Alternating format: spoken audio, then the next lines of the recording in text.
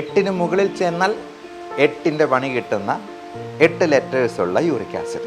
Uric acid കൂടുന്നത് കൊണ്ട് ഒരുപാട് ആളുകൾക്ക് പ്രശ്നങ്ങൾ ഉണ്ടാകാറുണ്ട്. ചിലപ്പോൾ നടുവേദനയും ഷോൾഡർ പെയിനും ഒക്കെ ഉണ്ടാകുമ്പോഴും ഡോക്ടർമാർ പറയും യൂറിക് ആസിഡ് ഒന്ന് ചെക്ക് ചെയ്ത് നോക്കാൻ.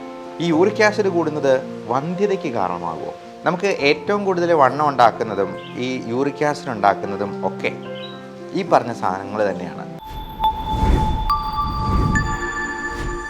യൂറിക് ആസിഡ് 8 ലെറ്റേഴ്സുള്ള ഇംഗ്ലീഷ് വാക്ക്. അതിൻ്റെ നോർമൽ വാല്യൂവും 8ആണ്. 8ന് മുകളിൽ ചെന്നാൽ 8ൻ്റെ പണി കിട്ടുന്ന 8 ലെറ്റേഴ്സുള്ള യൂറിക് ആസിഡ്. യൂറിക് ആസിഡ് കൂടുന്നത് കൊണ്ട് ഒരുപാട് ആളുകൾക്ക് പ്രശ്നങ്ങൾ ഉണ്ടാകാറുണ്ട്. അത് മുട്ടുവേദന, കാലുവേദന, നീര് കെട്ടി നിൽക്കുക, ഗൗട്ട് എന്ന് പറയുന്ന പ്രശ്നം ഉണ്ടാക്കുക, കാൽപാദങ്ങളിലൊക്കെ ജോയിൻറ്റ്സ് ഒന്നും മടങ്ങുകയില്ലാത്തതുപോലുള്ള പ്രശ്നങ്ങൾ ഉണ്ടാക്കുക. ചിലപ്പോൾ നടുവേദനയും ഷോൾഡർ പെയിനും ഒക്കെ ഉണ്ടാകുമ്പോഴും ഡോക്ടർമാർ പറയും യൂറിക് ആസിഡ് ഒന്ന് ചെക്ക് ചെയ്ത് നോക്കാൻ. ഈ യൂറിക് ആസിഡ് കൂടുന്നത് വന്ധ്യതയ്ക്ക് കാരണമാകാം. അതുപോലെ ഡയബറ്റീസ്, ഹൈപ്പർ ടെൻഷൻ, കൊളസ്ട്രോൾ തുടങ്ങിയ മെറ്റബോളിക് സിൻഡ്രോമിൽപ്പെട്ട വില്ലന്മാരുണ്ടല്ലോ, കൂട്ടുകാരായിട്ടുള്ള വില്ലന്മാർ. യൂറിക് ആസിഡ് കൂടിയിരിക്കുന്നവർക്ക് ഇതൊക്കെ ഉണ്ടോ എന്നുള്ളത് കൂടി ഒന്ന് സൈഡിൽ കൂടി പരിശോധിക്കുന്നത് നന്നായിരിക്കും. ഫാറ്റി ലിവർ അങ്ങനെയുള്ളവർക്കും യൂറിക് ആസിഡ് അനുബന്ധമായിട്ട് കാണാറുണ്ട്. അപ്പോൾ SGOT, SGPT ലെവൽസ് നോക്കുക. അതിൽ SGPT തന്നെ കൂടിയിരിക്കുവാണ്. അതൊരു 80നും 90നും ഒക്കെ മുകളിലാണെങ്കിൽ ചിലപ്പോൾ ഒരു ഗ്രേഡ് 2 ഫാറ്റി ലിവറൊക്കെ ഉണ്ടായിരിക്കാൻ സാധ്യതയുണ്ട്. വെള്ളമടിക്കുന്നവരാണെന്നുണ്ടെങ്കിൽ വെള്ളമടി നിർത്തി ഭക്ഷണം കൺട്രോൾ ചെയ്ത് എക്സസൈസ് ചെയ്യേണ്ടത് അത്യാവശ്യമാണ്. അതിൽ എന്ത് ഭക്ഷണം, എന്ത് എക്സസൈസ് എന്നുള്ളതും കൂടി നമുക്ക് ഡിസ്കസ് ചെയ്യാം. ഈ യൂറിക് ആസിഡ് എന്ന് പറയുന്നത് പലപ്പോഴും നമ്മുടെ പ്രോട്ടീൻസിനെ ബ്രേക്ക് ഡൗൺ ചെയ്യുമ്പോൾ, ഡൈജസ്റ്റ് ചെയ്യുമ്പോൾ ഉണ്ടാകുന്ന ഒരു ബൈ പ്രൊഡക്റ്റാണ്. അപ്പോൾ പ്രോട്ടീൻസ് ഒരുപാട് നമ്മൾ സപ്ലിമെൻറ്റ് ചെയ്യുമ്പോൾ, പ്രത്യേകിച്ചും പ്യൂറിൻ അനലോഗ്സ് കൂടുതലുള്ള തരത്തിലുള്ള പ്രോട്ടീൻ, അതായത് നമ്മൾ കഴിക്കുന്ന ലിവർ പോലുള്ള ആനിമൽ ഓർഗൻസ് ഉണ്ടല്ലോ. ഇപ്പോൾ കോഴിയുടെയൊക്കെ ആണെങ്കിൽ കോഴിയുടെ ലിവറുണ്ട്, കോഴിയുടെ മാങ്ങ എന്ന് പറയുന്നൊരു ഭാഗമുണ്ട്, നമ്മുടെ നാട്ടിലൊക്കെ അങ്ങനെയാണ് പറയുക. അതുപോലെ കോഴിയുടെ ഹാർട്ടുണ്ട്. ഇങ്ങനെയുള്ള ചില ഓർഗൻസ് കഴിക്കുമ്പോഴത്തേക്കും ഈ യൂറിക് ആസിഡ് കൂടാൻ സാധ്യതയേറെയാണ്. അപ്പോൾ ബീഫ് ലിവർ ഒത്തിരി ഇഷ്ടമുള്ളവരൊക്കെ എന്നോട് ക്ഷമിക്കുക, ലിവർ കുറച്ചൊന്ന് കുറയ്ക്കുന്നതാണ് നല്ലത്. അത് മാസത്തിലൊന്നോ അല്ലെങ്കിൽ 2 മാസത്തിലോ ഒരിക്കലോ ഒക്കെ ആയിട്ട് ചുരുക്കുന്നത് നന്നായിരിക്കും. അതേപോലെ തന്നെ നമ്മൾ കാർബോഹൈഡ്രേറ്റ്സ്, ഷുഗർ ഇതിൻ്റെ ഇൻടേക്ക് പരമാവധി കുറയ്ക്കുക. നമുക്ക് ഏറ്റവും കൂടുതൽ വണ്ണം ഉണ്ടാക്കുന്നതും ഈ യൂറിക് ആസിഡ് ഉണ്ടാക്കുന്നതും ഒക്കെ ഈ പറഞ്ഞ സാധനങ്ങൾ തന്നെയാണ്. അത് മധുരം എന്ന് പറയുന്നത് വൈറ്റ് പോയിസൺ എന്നാണ് പറയുക. അതുപോലെ ബേക്കറി സാധനങ്ങൾ, മൈദ അടങ്ങിയിട്ടുള്ള സാധനങ്ങൾ, അത് പൊറോട്ട മാത്രമല്ല കേട്ടോ. നമ്മൾ ബേക്കറിയിൽ നിന്ന് വാങ്ങിച്ച് കഴിക്കുന്ന ബ്രെഡ്, ബിസ്ക്കറ്റ്, ബണ്ണ്, കുബൂസ് തുടങ്ങിയതെല്ലാം മൈദയാണ്. അതേപോലെ തന്നെയാണ് നമ്മുടെ ചോറ്, പ്രത്യേകിച്ചും വൈറ്റ് റൈസ്, മണ്ണിനടിയിൽ വളരുന്നതായിട്ടുള്ള കപ്പ, ചേന, ചേമ്പ് തുടങ്ങിയ സാധനങ്ങൾ. എന്നാൽ അതിനൊക്കെ നല്ലൊരു സബ്സ്റ്റിറ്റ്യൂട്ടാണ് ചക്ക. ചക്ക മരത്തിലുണ്ടാകുന്നൊരു ഫ്രൂട്ടാണ്, നല്ല ഫൈബർ കണ്ടൻ്റ് ഉള്ളൊരു സാധനമാണ്. അതുകൊണ്ട് ചക്ക ധാരാളമായിട്ട് കഴിച്ചോളും കപ്പയ്ക്ക് പകരം. ഇങ്ങനെയുള്ള സാധനങ്ങളൊക്കെ നമ്മൾ കൃത്യമായിട്ട് അസസ് ചെയ്ത് അത് എന്തേലും ഉള്ളിൽ പോകുന്നുണ്ട് എന്നുള്ളതിനെപ്പറ്റി നമുക്കൊരു കണക്കുണ്ടാവണം. നമ്മൾ കണക്കില്ലാതെ ഭക്ഷണം കഴിക്കുമ്പോൾ, അത് ഒട്ടും ഒരു ശാസ്ത്രീയമല്ലാത്ത രീതിയിൽ കഴിക്കുമ്പോഴാണ് ഇത്തരത്തിലുള്ള അസുഖങ്ങളൊക്കെ അറിയാതെ തലപൊക്കുക. നമ്മുടെയൊക്കെ ആഹാരശീലം നമ്മളെങ്ങനെയാണ് ചെയ്യുന്നത്? ഒരു പ്ലേറ്റ് നിറച്ച് ചോറെടുക്കും, എന്നിട്ട് അതിൻ്റെ അറ്റത്തൊരു ഇത്തിരി പൂരം കറി ഉണ്ടാവും, വല്ല അച്ചാറും കാര്യങ്ങളും. അത് വെച്ചിട്ട് നമ്മൾ ചോറ് മുഴുവൻ അകത്താക്കും, എന്നിട്ട് കിടന്നുറങ്ങും. വാസ്തവത്തിൽ അങ്ങനെയല്ല. ഒരു പ്ലേറ്റ് എടുത്തെന്നാൽ അതിനെ പ്ലേറ്റ് മെത്തേഡ് എന്ന് വിളിക്കാം. 1/4 പോർഷൻ മാത്രമേ അരിയാഹാരങ്ങൾ, കാർബോഹൈഡ്രേറ്റ് ഉണ്ടാവാൻ പാടുള്ളൂ.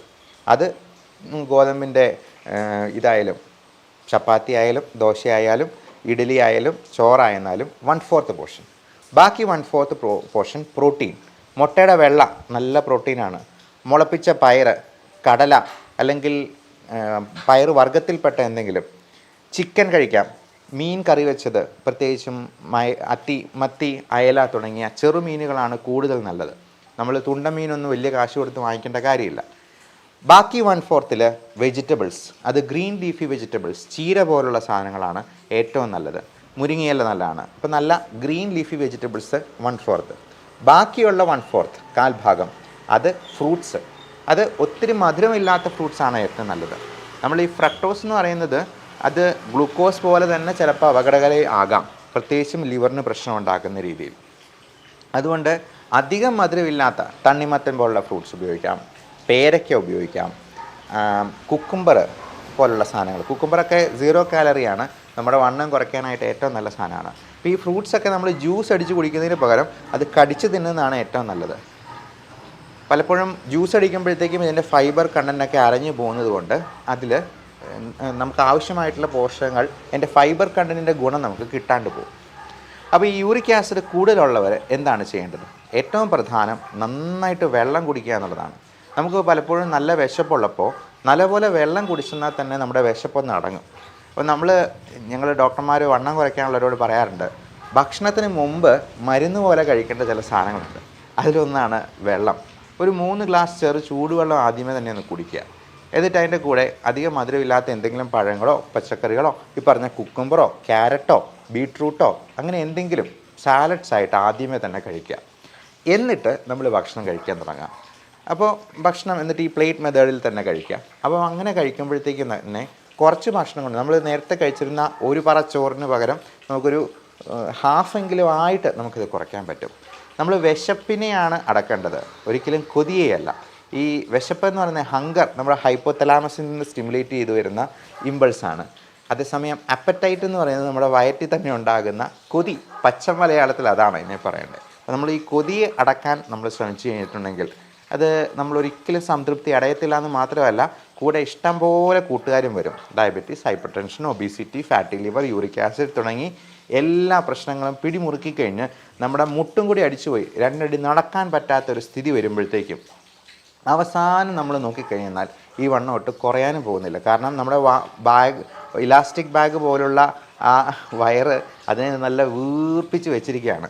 അപ്പോൾ അത്രയും ഭക്ഷണം ചെന്ന് കഴിഞ്ഞിട്ടുണ്ടെങ്കിലേ ആ വയറിന് തൃപ്തിയാവത്തുള്ളൂ.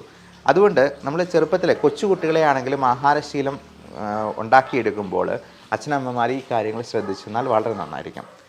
പിന്നെ യൂറിക് ആസിഡിൽ നമുക്ക് ശ്രദ്ധിക്കാവുന്ന കാര്യം, ഈ 3 അല്ലെങ്കിൽ 4 ലിറ്ററെങ്കിലും വെള്ളം കുടിക്കുക. പലപ്പോഴും നമ്മൾ ഈ സമയത്ത് വെള്ളം കുടിക്കുന്നതിൻ്റെ കാര്യം മറന്നു പോകും. അപ്പോൾ 1 ലിറ്റർ കുപ്പി എടുത്തു വെച്ചിട്ട് അതിലൊരു 3 പ്രാവശ്യമെങ്കിലും നിറച്ച് കുടിക്കുന്നുണ്ടെന്നുള്ളത് ഉറപ്പ് വരുത്തണം. ഇപ്പോൾ യൂറിക് ആസിഡിൻ്റെ ഈ ക്രിസ്റ്റൽസൊക്കെ കൂടി ചേർന്ന് വേണമെങ്കിൽ കിഡ്നി സ്റ്റോൺ വരെ ഉണ്ടാകാം. അപ്പോൾ ചെറിയ കിഡ്നി സ്റ്റോൺ, അതൊരു 7 മില്ലിമീറ്റർ സൈസ് വരെയുള്ള കിഡ്നി സ്റ്റോൺ മൂത്രത്തിലൂടെ അങ്ങ് ഫ്ലഷ് തെറാപ്പി എന്ന് പറയുന്നത്, നല്ലപോലെ വെള്ളം കുടിച്ചത് ഫ്ലഷ് ചെയ്ത് അങ്ങ് കളയാം നമുക്ക്. കാരണം നമ്മുടെ യൂറീറ്ററിൻ്റെ മൂത്രനാളിയുടെ ഡയമീറ്റർ എന്ന് പറഞ്ഞാൽ 7 മില്ലിമീറ്ററാണ്.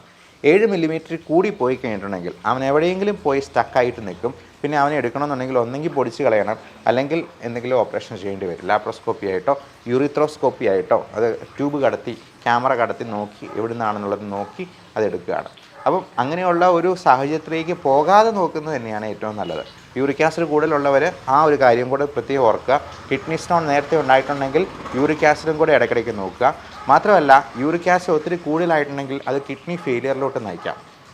കാരണം കിഡ്നി സ്റ്റോൺസ് ഉണ്ടാകുന്നത് മാത്രമല്ല, കിഡ്നി ആണ് ഇതെല്ലാം ശുദ്ധീകരിച്ച് പുറന്തള്ളേണ്ടത്. കുറേ കഴിയുമ്പോഴത്തേക്കും കിഡ്നിയുടെ ലോഡ് കൂടി അവൻ പണി നിർത്തി വയ്ക്കാൻ സാധ്യതയുണ്ട്. അപ്പോൾ അന്നേരം മാത്രമേ കിഡ്നിയുടെ ഫങ്ഷൻ ഒരു 90% പോയി കഴിഞ്ഞത്തെ യൂറിയ ക്രിയാറ്റിനിൻ ലെവൽ നമ്മുടെ ബ്ലഡിൽ കൂടത്തുള്ളൂ. അതുവരെ യൂറിയ ക്രിയാറ്റിനിൻ അവന് ഉള്ള ശക്തി വെച്ചിട്ട് അവൻ വലിച്ചുകൊണ്ടിരിക്കും. അവസാനമാകുമ്പോൾ മാത്രമേ ഈ ലെവൽ കൂടുതലായിട്ട് കാണിക്കാറുള്ളൂ. അപ്പം പലരും പാനിക്കായിട്ട് വിളിക്കാറുണ്ട്, എൻ്റെ ക്രിയാറ്റിനിൻ 1.4 ആണ്, പ്രശ്നമുണ്ടോ ഡോക്ടറെ? ഒരു പ്രശ്നമില്ല. 1.5 മുകളിലാണെങ്കിൽ മാത്രമേ നമ്മളത് കൃത്യമായിട്ട് നോക്കേണ്ടതുള്ളൂ.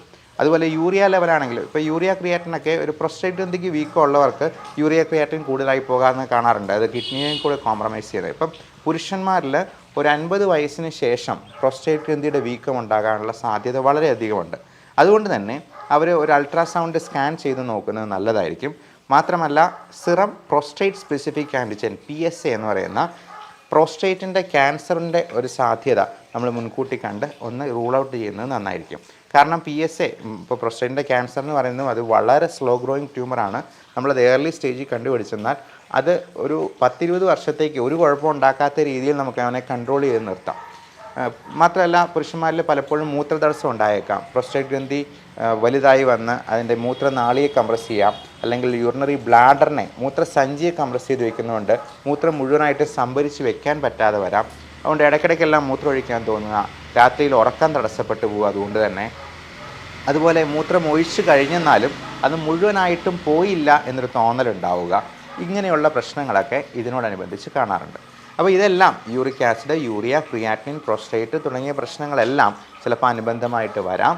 അതുപോലെ കാൽഷ്യം ഡെഫിഷ്യൻസി, കാൽഷ്യം വൈറ്റമിൻ D3യുടെ ഡെഫിഷ്യൻസി ഒക്കെ നമ്മൾ ഒരു പ്രായം കഴിഞ്ഞാൽ അത് കൃത്യമായിട്ട് മോണിറ്റർ ചെയ്ത് ആവശ്യമെങ്കിൽ അതിൻ്റെ സപ്ലിമെൻറ്റ്സ് എടുക്കുകയും വേണം എന്നുള്ളത് പ്രത്യേകം ഓർമ്മിപ്പിക്കുന്നു.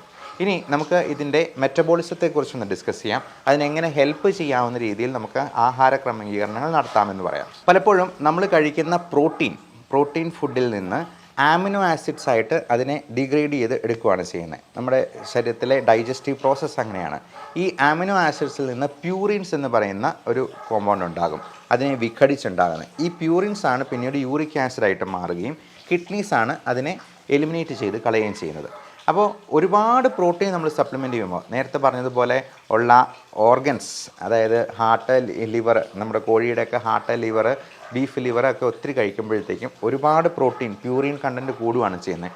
സീ ഫുഡ് ഒരുപാട് കഴിക്കുന്നവർക്ക്, ചെമ്മീൻ, കണവ, അതുപോലെ ഞണ്ട് തുടങ്ങിയ സാധനങ്ങളൊക്കെ ഒത്തിരി കഴിക്കുന്നവർക്ക്, ഡെയിലി കഴിക്കണം, വല്ലപ്പോഴും ഒന്ന് കഴിക്കുന്നതിന് കുഴപ്പമില്ല കേട്ടോ. അതുപോലെ വെള്ളം കൂടി കുറയുന്നത് കൊണ്ട് നമുക്ക് ഒത്തിരി വണ്ണം പിന്നെയും കൂടി വരുന്നവർക്ക് ഒക്കെ ഇതിങ്ങനെ പലപ്പോഴും ഒരു ജോയിൻറ്റ് പെയിൻ ആയിട്ടോ ഗൗട്ടായിട്ടോ ഒക്കെ വരുമ്പോഴത്തേക്കും മാത്രമേ അവർ നോക്കാറുള്ളൂ. അപ്പോൾ അങ്ങനെ ഉള്ളപ്പോഴത്തേക്കും ഇതിൻ്റെ ഈ ഒരു പ്യൂറിൻ കണ്ടൻറ്റ് ഒത്തിരി കൂടി പോവുകയും അത് കിഡ്നീസിന് പൂർണ്ണമായിട്ട് എലിമിനേറ്റ് ചെയ്യാൻ പറ്റാതെ വരികയും ചെയ്യുന്നു. അതുകൊണ്ട് തന്നെ ഈ യൂറിക് ആസിഡിൻ്റെ അളവ് കൂടി പോകുന്നത് കൊണ്ട് നമുക്ക് നീർക്കെട്ടും വേദനയും ഇൻഫ്ലമേഷനും ഉണ്ടാകുന്നു. അപ്പോൾ അങ്ങനെ വരുമ്പോഴത്തേക്കും ജോയിൻറ്റ് പെയിനും ഒക്കെ പതുക്കെ തലപൊക്കാനായിട്ട് തുടങ്ങും. അപ്പോൾ നമ്മൾ ആദ്യമേ ചെയ്യേണ്ടത് യൂറിക് ആസിഡ് ഉണ്ടാക്കുന്ന സാധനങ്ങൾ പരമാവധി കുറയ്ക്കുക എന്നുള്ളത് തന്നെയാണ്. വെയിറ്റ് കുറയ്ക്കാൻ മാക്സിമം നോക്കുക, നല്ലവണ്ണം വെള്ളം കുടിക്കുക, അങ്ങനെ ഫ്ലഷ് തെറാപ്പി വഴി ഇതിനെ പുറത്തുള്ള. ഇനി ഇതിന് ഉള്ള നല്ല മരുന്നുകൾ ഇന്ന് മോഡേൺ മെഡിസിനിൽ അവൈലബിൾ ഉണ്ട്. പലപ്പോഴും ഫെബുക്സോസ്റ്റാറ്റ്, അല്ലോപ്യൂറിനോൾ തുടങ്ങിയ മരുന്നുകളൊക്കെ വളരെ എഫക്റ്റീവായിട്ട് അത് കഴിച്ചു തുടങ്ങുമ്പോഴത്തേക്കും തന്നെ യൂറിക് ആസിഡ് കുറഞ്ഞു പോകും, കുറഞ്ഞ് നോർമൽ ലെവലിലോട്ട് വരുന്നതാണ്. അതുപോലെ വേദന കുറയ്ക്കാനായിട്ടും നീർക്കെട്ട് കുറയ്ക്കാനായിട്ടും ആൻറ്റി ഇൻഫ്ലമേറ്ററി ആയിട്ടുള്ള മരുന്നുകൾ ചിലപ്പോൾ കൊടുക്കേണ്ടി വരും. പലപ്പോഴും ഈ ജോയിൻറ്റ് പെയിൻ എന്ന് പറയുന്നത് നമ്മൾ വിചാരിക്കുന്ന പോലെ ചെറിയ ജോയിൻറ്റ് പെയിൻ ഒന്നുമില്ല, വളരെ ഭീകരമായിട്ട്. എൻ്റെ അങ്കിളിന് ഈ പറഞ്ഞ പോലെ യൂറിക് ആസിഡ് കൂടുതലായിട്ട് അദ്ദേഹത്തിന് ഓഫീസിൽ പോലും പോകാൻ പറ്റാതെ വന്നതാണ്. അപ്പം അങ്ങനെ മരുന്നൊന്നും കഴിക്കാതെ അങ്ങനെ ഇരിക്കുന്നതിനേക്കാൾ നല്ലത് നമ്മൾ മരുന്ന് ഞാൻ അന്ന് ചെന്ന് കഴിഞ്ഞപ്പോഴത്തേക്കും ഒരു മരുന്ന് കൊടുത്തു. അന്ന് ഓഫീസിൽ പോവുകയും ചെയ്തു. അന്ന് ലീവ് എടുത്ത് വീട്ടിലിരിക്കാമെന്ന് വിചാരിച്ചിരുന്ന ആൾ ഓഫീസിൽ പോവുകയും ചെയ്തു. കാര്യം അതിന് അത്രയ്ക്ക് ഡ്രമാറ്റിക് ആയിട്ടുള്ള മാറ്റം വരുത്താൻ പറ്റും എന്ന് മനസ്സിലാക്കുക. ഇതൊക്കെ ഈ മരുന്നുകളൊക്കെ ആയിരക്കണക്കിന് വർഷങ്ങളുടെ ഗവേഷണങ്ങൾ കൊണ്ടാണ് ഒരു മരുന്ന് കണ്ടുപിടിച്ച് വിപണിയിൽ ഇറക്കുന്നത്, മോഡേൺ മെഡിസിനിൽ പ്രത്യേകിച്ചും. അപ്പോൾ അത് ഏത് വൈദ്യശാസ്ത്ര ശാഖയാണെങ്കിലും അതിന് പിന്നിൽ കൃത്യമായിട്ടുള്ള ശാസ്ത്രീയമായിട്ടുള്ള ഗവേഷണങ്ങൾ നടക്കുന്നുണ്ടെങ്കിൽ, അതുകൊണ്ടാണ് എപ്പോഴും രജിസ്റ്റേർഡ് മെഡിക്കൽ പ്രാക്ടീഷണറുടെ അടുത്ത്, അത് ഹോമിയോ ആണെങ്കിലും ആയുർവേദം ആണെങ്കിലും വിരോധമില്ല, അവർക്ക് അവരുടേതായിട്ടുള്ള മരുന്നുകളുണ്ടാവും. അപ്പോൾ നിങ്ങൾക്ക് വിശ്വാസമുള്ള ഒരു വൈദ്യശാസ്ത്ര മേഖല തിരഞ്ഞെടുക്കുന്നതിൽ യാതൊരു തെറ്റുമില്ല. അങ്ങനെ കൃത്യമായി നമ്മുടെ ആരോഗ്യം പരിപാലിക്കാനായിട്ട് ശ്രദ്ധിക്കുക. Thank you.